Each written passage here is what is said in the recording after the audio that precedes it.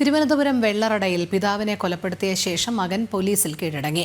വെള്ളറട സ്വദേശി പ്രജിത്താണ് പിതാവ് ജോസിനെ കൊലപ്പെടുത്തിയത്.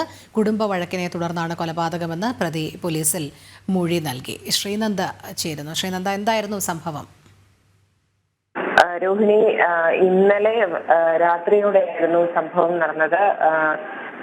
മകൻ പ്രജിൻ 20 വയസ്സാണ് അദ്ദേഹത്തിന്. അയാൾ പിതാവായ ജോസിനെയാണ് ഇന്നലെ വൈകുന്നേരം വെട്ടിക്കൊലപ്പെടുത്തിയത്. വെള്ളറട കിളിമാനൂർ ചാമവിളയായിരുന്നു സംഭവം നടന്നത്.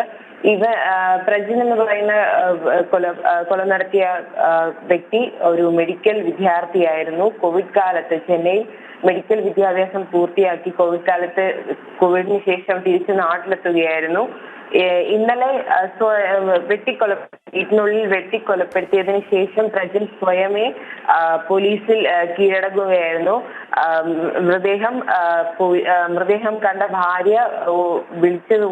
ഭാര്യയുടെ ശബ്ദം കേട്ട് നാട്ടുകാർ ഓടിക്കൂടിയാണ് ഇയാളെ പോലീസ് കസ്റ്റഡിയിലെടുത്തത്. അതുപോലെ തന്നെ നെഞ്ചിലും കഴുത്തിലുമാണ് ജോസിനെ വെട്ടേറ്റിരിക്കുന്നത്. സംഭവത്തിൽ പോലീസ് അന്വേഷണം ആരംഭിച്ചിട്ടുണ്ട്.